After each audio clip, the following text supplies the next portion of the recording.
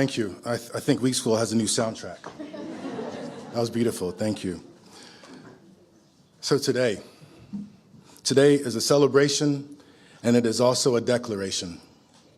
We gather at the Hunter Fly Road houses, the last remaining residential structures of historic Weeksville, which was one of the largest free Black communities in the pre-Civil War era.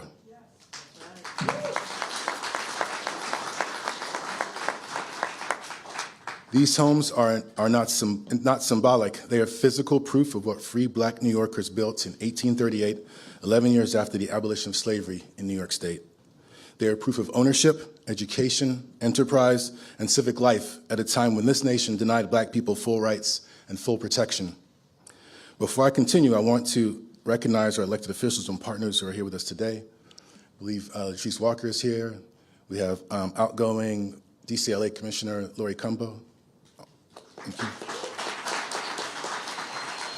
And while not elected officials, I do want to acknowledge the Mellon Foundation, who's been critical in maintaining our preservation efforts. We are grateful for your presence and your leadership. I also want to thank Mayor Mamdani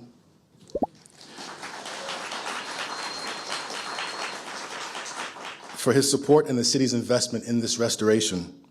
Thank you to the New York City's Department of Cultural Affairs, the Brooklyn Borough President's Office, the New York City Council, and the Department of Design and Construction for making this project possible. I also want to acknowledge our state representatives who have been steadfast supporters and partners of this work. And I want to acknowledge, this is important, everyone's important so far, but important, the dedicated staff and board of Weeksville Heritage Center.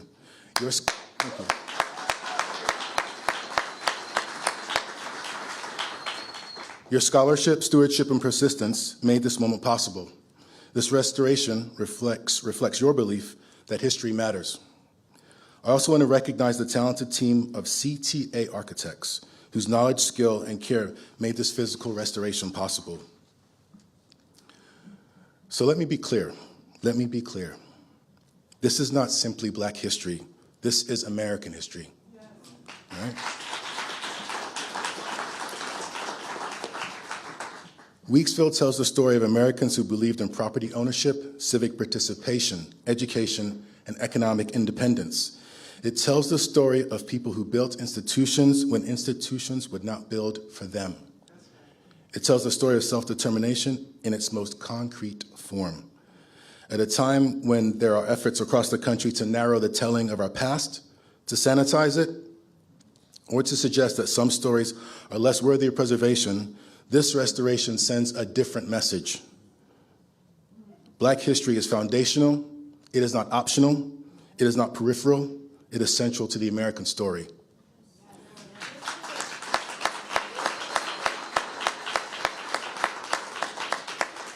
So no matter how much some may wish to diminish these truths, Black communities have endured.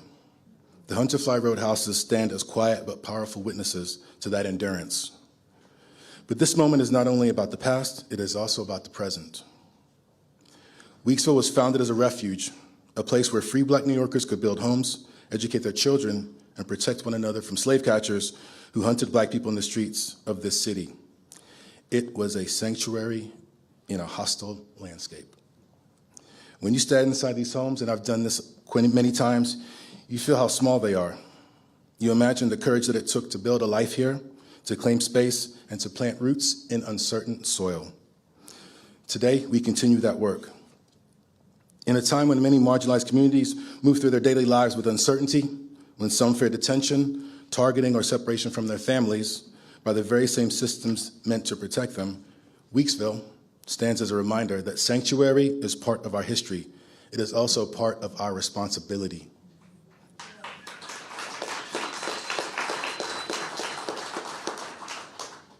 The founders of Weeksville understood something essential. Freedom without financial self-determination is fragile. Land ownership was strategy, property was protection, and economic independence was power. And we know what happens when that power is attacked. From Seneca Village here in New York, to Greenwood in Tulsa, to Rosewood in Florida, we have seen thriving Black communities dismantled and generational wealth destroyed. We have seen economic success punished and prosperity erased. The theft of land and the destruction of wealth are not distant history, they are recurring patterns. We see echoes of that instability today in economic precarity that disproportionately impacts Black women, in immigrant families afraid to go to work or school, in communities navigating systems that too often undermine hard-won progress. The through line is clear. When economic stability is threatened, community stability is threatened. When wealth is destroyed, opportunity contracts. This is why preserving these homes matters. They are not only reminders of what was built, they are reminders of ownership, dignity, opportunity, and the right to build prosperity without fear, and these ideals must be protected. This restoration was more than facades, windows, and foundations. It was about fortifying memory. It was about ensuring that future generations can stand where we stand and understand that freedom here was lived, organized, and defended. Louise Brown Lloyd, who grew up in one of these houses, said it best: "We were, we are, and we will continue to be." This is not nostalgia, it is a declaration of continuity. Together, we ensure these stories are told in full. Together, we insist that the American story belongs to all of us, not just a privileged few. And together, we commit to safeguarding spaces like Weeksville so that truth has a home and sanctuary has an address. Thank you. Give it up for that, please. Please, please.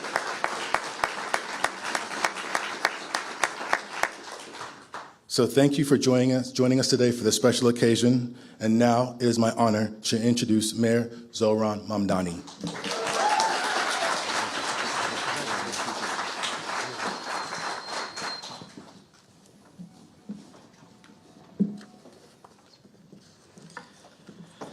Good morning, everyone.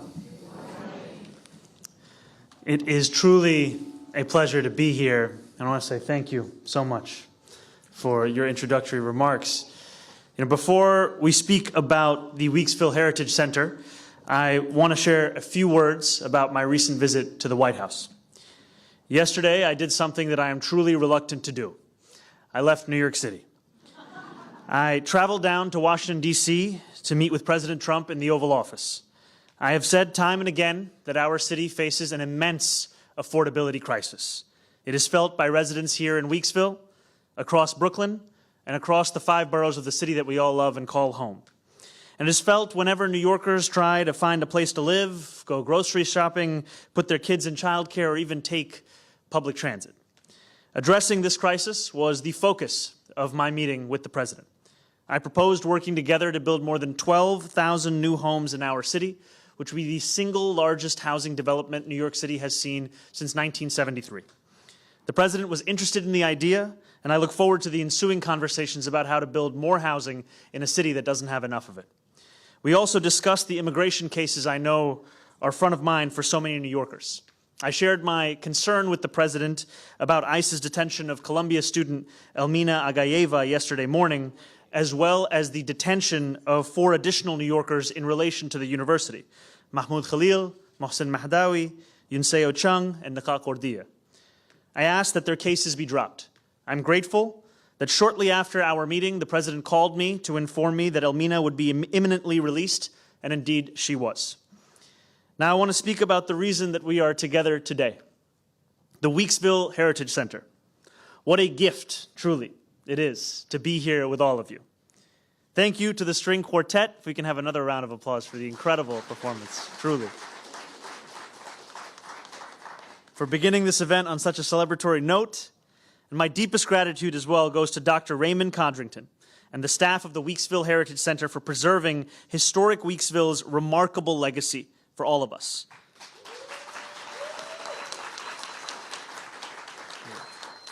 I am struck by the way that this center honors the past while existing firmly in the present and charting a course for our future. Whether it's yoga classes or movie screenings, you have created a space for both Black joy and Black memory. And I want to say thank you as well to Afia Atamensa, the Chief Equity Officer of New York City from our administration here with us. Thank you to my former colleague, Assemblywoman Latrice Walker. also say thank you to the DDC team members that worked so hard on this project. That's right. They should get their props. I want to say thank you to Woon Lam, to Suzanne Lee Kim, Alexandra Ramos, Anthony Saxon Joseph. I also want to say thank you to the Capitol team at the Department of Cultural Affairs, with a special shout out to Victor Meteor, who shepherded this project from the start, and to say thank you to our outgoing Commissioner, Lori Cumbo. And I'm also told that Commissioner Cumbo's mother may be in the audience as well. So we want to say thank you to you as well, ma'am. And at some point, we may be joined by the Deputy Brooklyn Borough President, Kim Council. Now, today, we mark the completion of the renovation of the Hunterfly Roadhouses, where Black New Yorkers gathered, organized, and raised their families long before the Civil War led to emancipation. Just 11 years after New York State outlawed slavery, stevedore James Weeks bought 2 lots here in 1838. At the time, New York had a law that stated all white men were entitled to vote, but that black men had to own $250 worth of property to do the same. James Weeks built his own home, and then he built and sold homes to other black people, to recently freed slaves along the eastern seaboard. And in that way, he created a community of voting black landowners. By 1855, Weeksville was home to more than 500 free black New Yorkers, sustained by their own shops, schools, nursing home, orphanage, newspapers, and churches. Weeksville was a sanctuary, as we heard before, a sanctuary of safety, of dignity, of opportunity in the face of injustice and systemic racism. It was the physical embodiment of black resilience and resourcefulness, a place where black New Yorkers not only had the vision to imagine something greater, but the determination to also build it for themselves. In this center, we see reflected the countless choices that led to the haven that was Weeksville. It was a choice for James Weeks to build the community that would become a sanctuary for escaped slaves, to publicize the fact of Weeksville in the South. Because of that action, 30% of this community, of its residents, were Southern-born. It was a choice to make the Freedmen's Torchlight a newspaper that not only delivered the news of the day, but taught Weeksville's recently freed residents the alphabet and doled out educational material on how to live on your own. It was a choice to ensure the idea of a safe haven was built into Weeksville's very DNA, so that years after its founding, black New Yorkers again sought safety there from the 1863 New York City draft riots. All of these choices allowed Weeksville to become a home for the city's abolitionists, a place where radical thinkers could exchange ideas. Here, too, was the birthplace of Dr. McKinney Stewart, the first female black New Yorker to earn a medical degree. And yet the story of Weeksville greatness is also a story of greatness that came to a premature end. Its cemetery was dug up to make way for Eastern Parkway, its identity as a hub of black sanctuary forgotten. I am thankful for the work of James Hurley, who rediscovered this site in 1968, and for Joan Maynard, who led efforts to preserve Weeksville's history.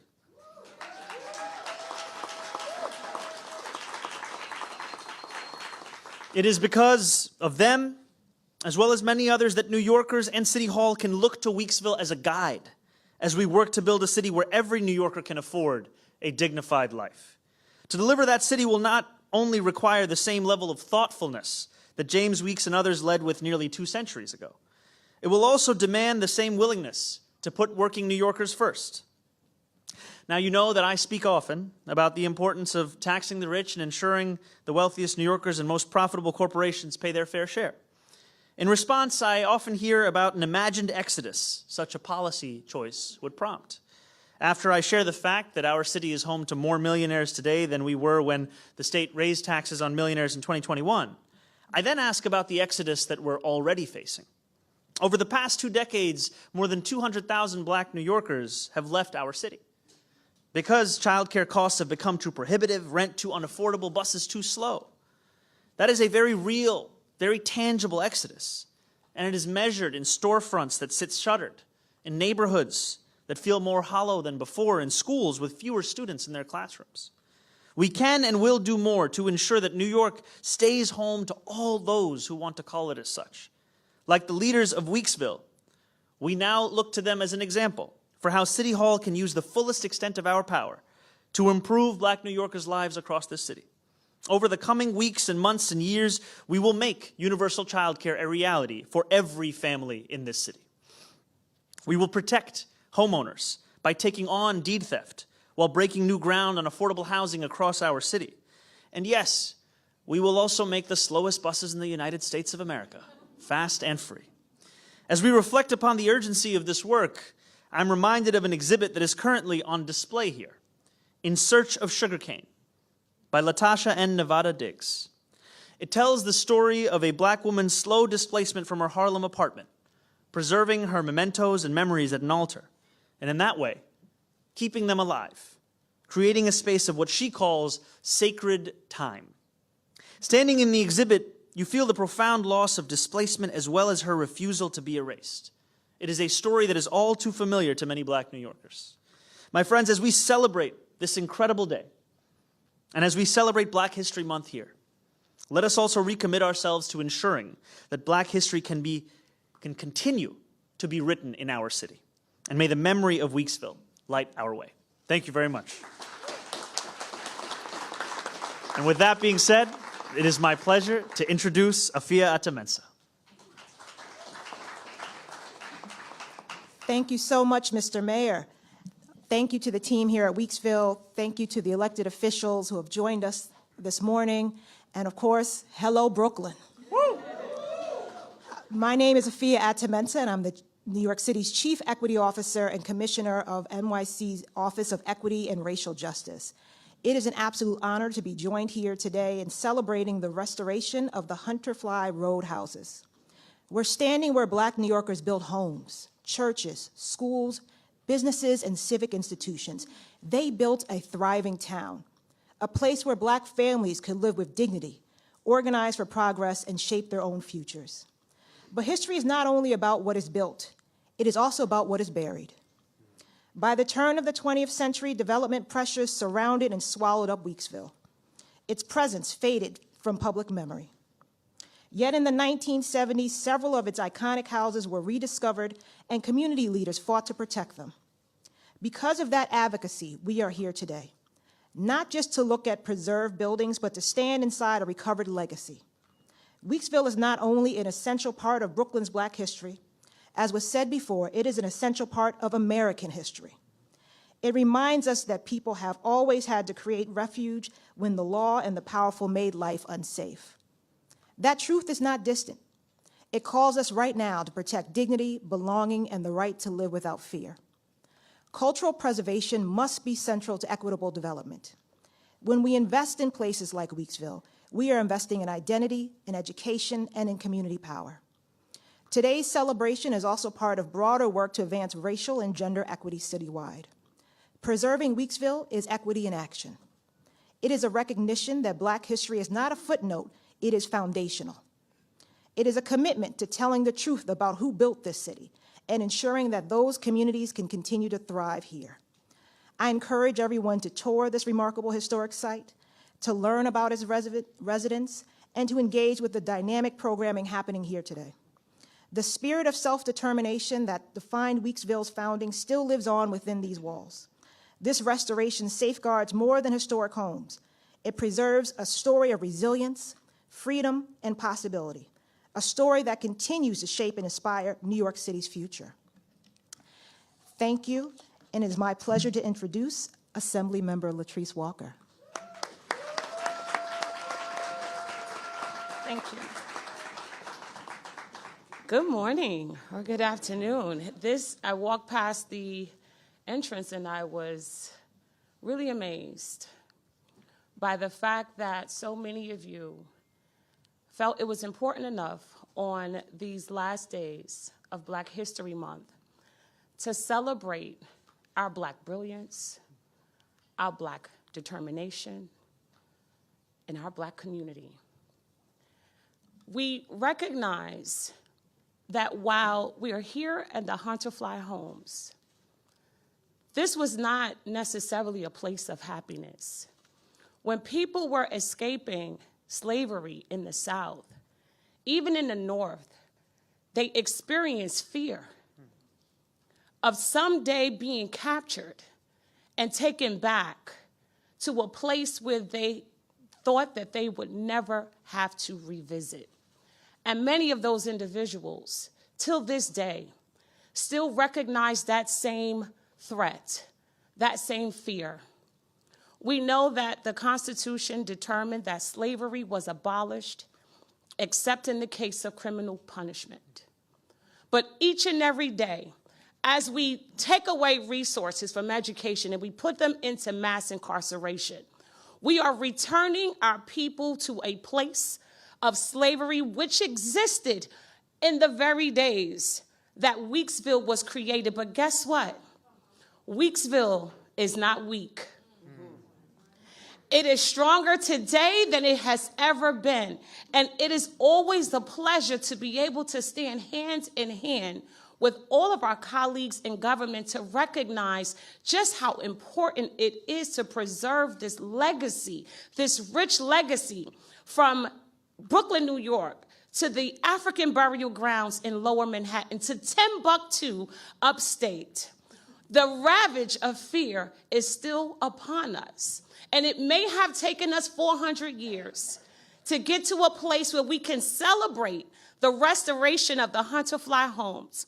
But these simple victories will take an eternity for us to protect. I know that this has been an 18-month journey to renovate this historic site. I, of course, want to acknowledge our amazing mayor, Mayor Zoran Mamdani, right? Our Deputy Borough President, Kim Council. And we also want to acknowledge the support of City Council Member Darlene Mealy, State Senator Zelnor Myrie, and representatives from other offices. I want to thank the Department of Cultural Affairs and the New York City Department of Design and Construction for leading the renovation project, because the city came through with $4 million. I stand before you as a longtime supporter of the Weeksville Heritage Center and the work that President and CEO Dr. Raymond Codrington has been doing since he took the helm almost 5 years ago. Feels like an eternity. He has worked diligently not only to preserve the history of Weeksville, but to also make it a destination for contemporary Black art and culture. I learned at a very early age never to come to a party empty-handed. So, Dr. Codrington?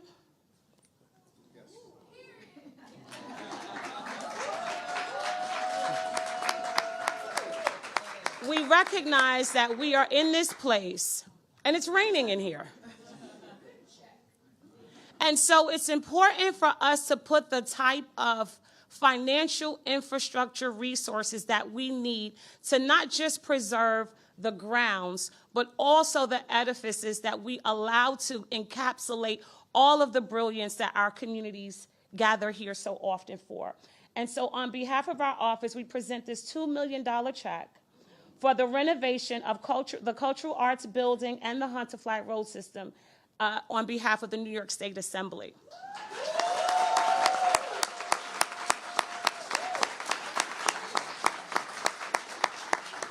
The $2 million in capital funds will help to build on the success of this center, especially in its efforts to preserve the history of Weeksville, one of the largest free Black communities in the Civil War. But there's more. As you know, I was the chair of the 55th Annual Legislative Conference hosted by the New York State Association of Black, Puerto Rican, Hispanic, and Asian Legislators. During this conference, Governor Hochul announced an additional $1 million investment in the Weeksville Heritage Center, which is a demonstration of our collective commitments to celebrate and preserve African American history. This incredible news, coupled with the, of course, amazing announcement made today here by our mayor, is not just for Weeksville, but it's also for the entire borough of Brooklyn. I'm confident that these investments will go a long way toward keeping the heritage of the Weeksville Heritage Center long and strong. Thank you, Mr. Mayor, for inviting me to be a part of this celebration. I wish you nothing but continued success. Thank you, everyone. I am Assemblymember Latrice Walker.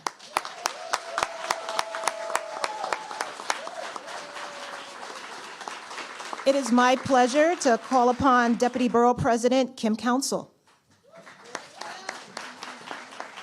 How in the name of God am I supposed to follow that, Latrice? How? The check is in the mail. As we shared, I'm Reverend Kim Council, the Deputy Borough President. I bring greetings on behalf of our Borough President, the Honorable Antonio Reynoso. It is truly an honor and a privilege to be here today. As a matter of fact, I ended my day here last night with the Black History Month celebration with the Brooklyn Chamber of Commerce, and I'm excited to be here again this morning. This particular space holds personal relevance for me. Because right up the street at 1635 Bergen Street is a church that was founded in 1850 by abolitionists and freed blacks. At a time when there was so much going on in our city. And here we are in February, the coldest month of the year, the shortest month of the year, where we celebrate. Today, this month, we're celebrating 100 years of celebrating the history of stolen people. And having learned that New York State, I believe, New York City was second only to Charleston in how many slaves it owned. Even though slavery ended in New York State in like about 1828, so many years before the Emancipation Proclamation, there were so many different things that were happening in our city. And so for these abolitionists and free men to come together and to establish this community, to know that the people who founded the church lived on Hunter Fly Road, to know of Miss Joan Maynard's advocacy and then Pamela Green after her, and am grateful for the stewardship of Dr. Codrington and for each and every one of you who are here today. Let us never forget the struggle. Let us never forget the sacrifice. Let us continue to support the institution and the people. This neighborhood is evidence of what is possible when we tie our ropes together. We cannot do it by ourselves. We need everyone working together in order to create a more equitable society. I'm incredibly thankful for Mayor Mamdani and all of the work that he is doing and continues to do to support these cultural institutions of which Brooklyn is blessed. But I'm really, really, really happy to be here today to cut this ribbon for these Hunter Fly houses because of the significance that they mean to Brooklyn and to my people. Thank you so much.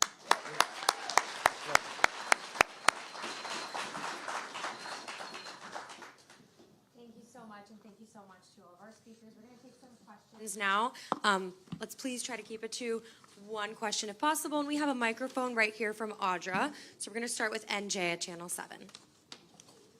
Thank you. Mayor, welcome back. Thank you. You described your meeting with President Trump as productive. In what sense was it productive? And I also want to ask you whether naming the finished product actually came up. It was a productive meeting in the sense that after our first meeting in the Oval Office, one of the topics of conversation that we focused on was housing. Housing not only because it was the foremost and continues to be the foremost crisis in New York City, but also because it's a place of immense interest in this moment across the political spectrum. And I knew that leaving that meeting, it was my responsibility to return with tangible proposals for what a partnership could look like in building exactly that in New York City. I'd stood with the president looking at a portrait of FDR the last time I was in the Oval Office, and I had shared the fact that who I believe to be the greatest mayor in New York City history, Fiorello LaGuardia, so much of his success was tied to his partnership with the federal government and how that could continue to be a model in the years to come. And so in working with my team, we sought to answer the question of what could it look like to bring that kind of partnership back to New York City at a scale that's needed to address this crisis. And so we put forward a proposal to build more housing in a single project than the city has seen since 1973. More housing than you would get combining Hudson Yards and Battery Park City together. And not just housing, but also parks, also childcare, also hospitals, an entire new neighborhood. And I was heartened by the fact that the president was interested in this proposal, and I anticipate it will be the subject of conversations to continue. Sorry, we've got to move on. Ayana, go ahead. Hi, good afternoon, Mayor. Who initiated the meeting with the president yesterday? Did he invite you? Did your office reach out? About how long was the conversation? And did any other topics come up aside from housing and the detained students? Did you guys discuss ICE enforcement in New York City, the funding, federal funding, to help potentially close the budget gap here in New York City? So this meeting took place in part of a larger context of the last meeting that I had with the president, where we left that meeting knowing that we would continue to be in conversation and to have meetings, always bringing it back to how we can serve this city. And I've said that time and again that I will speak to anyone to ensure that we can advance the agenda of keeping New Yorkers in New York. And the focus of the conversation came back to what it would look like to partner with the city to create this scale of housing, what it would look like to create the largest rail deck in the world, larger than that of Paris, than that of Hong Kong. We spoke about the detention of the Columbia student that morning, and I shared my concerns as part of my long-standing belief that ICE raids are not only cruel, they also do nothing to advance the cause of public safety. And I care very deeply about public safety in our city, and we have continued to focus on delivering exactly that. And I shared with the president that I thought that these continued detentions, as well as cases of those who are out of detention but face the prospect of having to be forced back into detention, do nothing to advance that cause, and I asked for those cases to be dropped. Thank you. Melissa, go ahead. Hi, Mr. Mayor. Hi, Melissa. In the latest Department of Homeland Security press release last night or statement, they seem to imply that the intention was not to detain Eli Yagayeva, that they just released her because she's been placed into removal proceedings. And I'm just wondering, during your advocacy with President Trump, what do you think the winning argument was? And did they reverse course?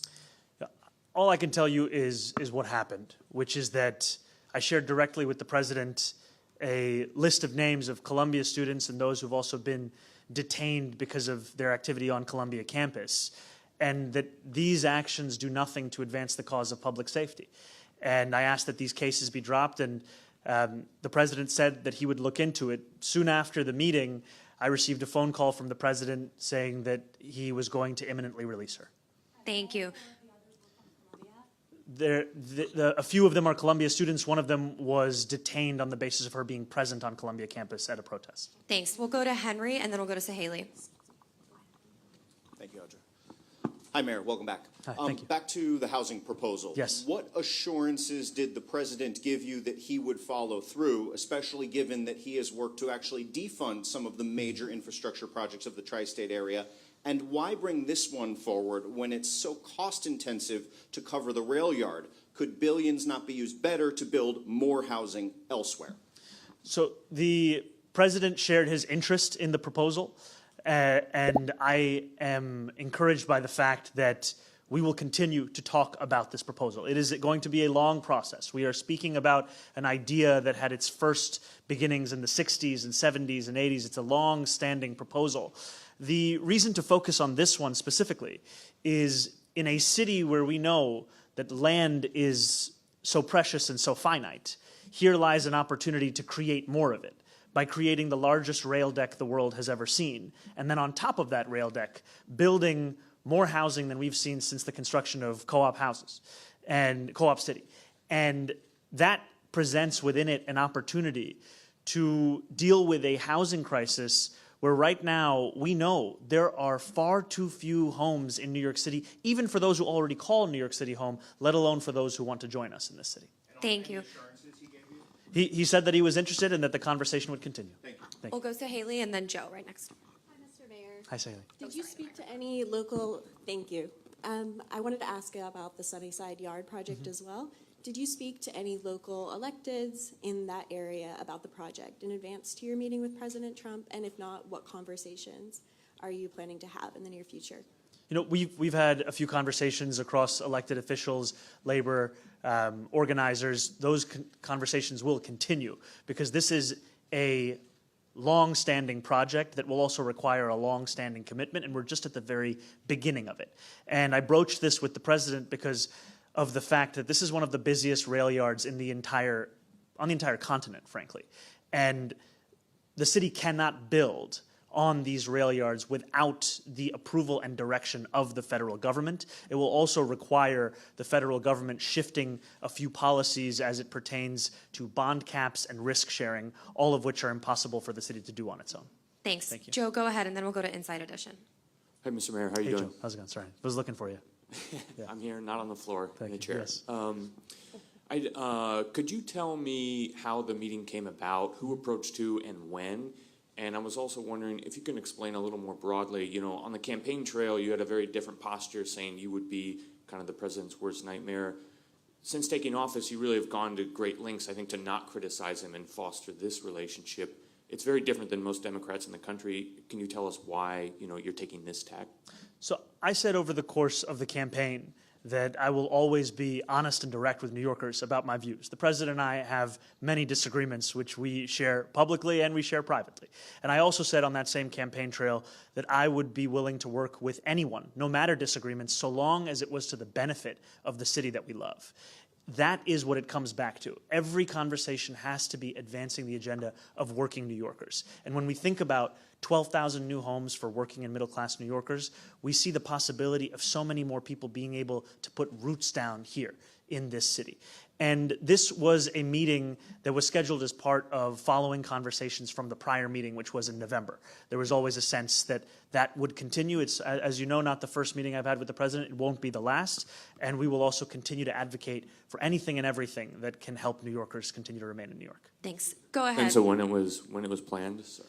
I think this came in the aftermath of the prior meeting. I would say that finalizing the dates, I'm not sure exactly when it was, but it's just part of a long-standing conversation. Thanks, Thank Joe. you. And if we could pass the microphone right over here to Inside Edition, then we've got time for a few more. We'll go to Dana next. Hi, Mayor. Thank you for taking my question. Yes. What is your reaction to the downgraded charge for the suspect arrested in the snowball pelting? And what do you say to police officers who are very upset about that and very upset about the incident? You know, I will say first and foremost that I believe that our police officers should be treated with respect. They are at the heart of delivering exactly that public safety that I was speaking about earlier. And they've also been at the heart of responding to the city's first blizzard since 2016, because police officers were not just out there continuing to do the jobs that they always do, but they also have a tow truck task force, which is one that was chiefly responsible for digging New Yorkers' cars out of the snow, of digging out ambulances, MTA buses, keeping the city moving in that manner. And for that work and everything that they do, I'm deeply appreciative. And what I've said in regards to the snowball fight is that it's a snowball fight that got out of hand, and I don't really have much more to say to it. The charge, do you have a reaction to that? You know, Answer the question. yeah, Thank you. thank you. We'll go to Sam and then Dana. Right to your left. Use the microphone. Sam, right there. Thank you. Hi, Mayor. How's it going? How are you?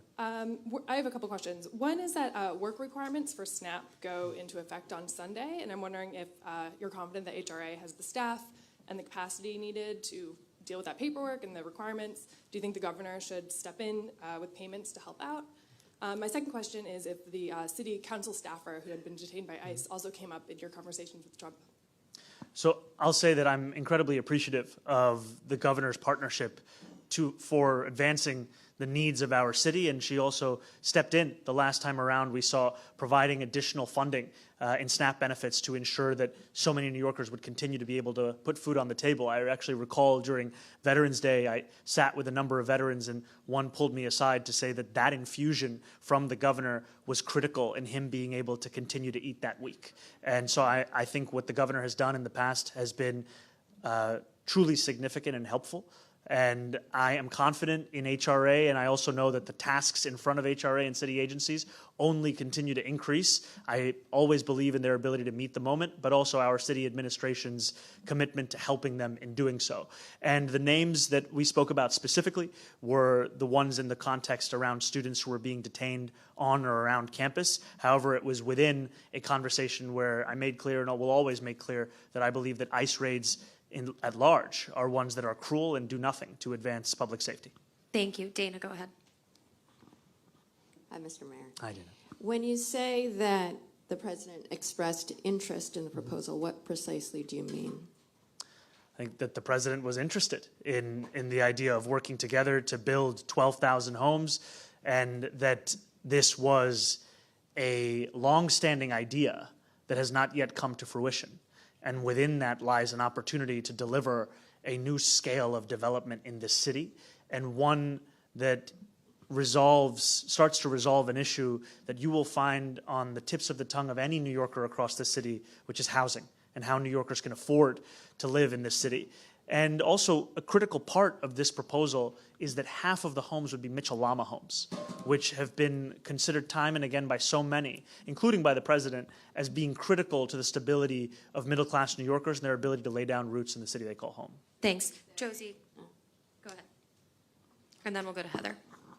Hi, Mayor, how are you? Hey, Josie, how's it going? On the campaign trail, you talked about how you and the NYPD would be in lockstep because you're the mayor and your commissioner is below you as your commissioner. That kind of hasn't panned out lately. I'm wondering if you can respond to that, as well as the hiring of Fred Kriesman. Was he on the list your admin presented to the outgoing Adams administration to like clear house before you took office? So I don't know the specifics on the second question. I can tell you on the first is that I appreciate the work of my police commissioner, Commissioner Tisch, who has been doing the work to ensure that we're delivering public safety. And that's work that we do in tandem. That's work that we do also by being in constant communication with each other. And I think what New Yorkers are focused on is, are they safe in the city that they call home? And that's the work that she's leading on. Thank you. We've got time for two more. Okay, we're going to go Heather right here and then Catherine. Hi, Mayor. How are you? How's it going? If you secure this federal funding, realistically, what is the timeline of actually getting shovels in the ground and bringing these homes online for people to be moving in? I think this will take many, many years. However, we are not daunted by the length of the project. We also know that it's one that has been decades in the making. And so many of us, we aspire to help to build a city that can build in the same manner that it used to. You know, earlier we were thanking a number of elected officials, and one of them is State Senator Zelnor Myrie. And I recall he would share again and again that the Empire State Building was built in 13 months. Today, that sounds as if it is an idea of fantasy. And it is critically important that we do not fear the scale of these kinds of projects or think that they are impossible to deliver on. We actually have to do everything we can to bring them to fulfillment. Thanks. All right, if you could pass the microphone just right here to Catherine. Last question. Thank you. Hi, Mayor. You said the conversations with President Trump will be an ongoing conversation. Did you schedule a meeting for future, or when do you plan to go back? Does he have plans to come here to meet with you? How is that going? I can't give you the specifics of when exactly we'll meet again. I will tell you, however, that as the mayor of our city, I will always look to keep an open line of communication with the president of our country, and to do so always with the interests of New Yorkers in mind. And that means making clear where there is disagreement, making clear where there is prospect for partnership, and always at the core of it asking, how can we make it easier for New Yorkers to live in the most expensive city in the United States of America? How can we make it easier for them to live here, for them to be safe here, and for them to dream here? Thank you so much. Thank you, everyone. Thank you.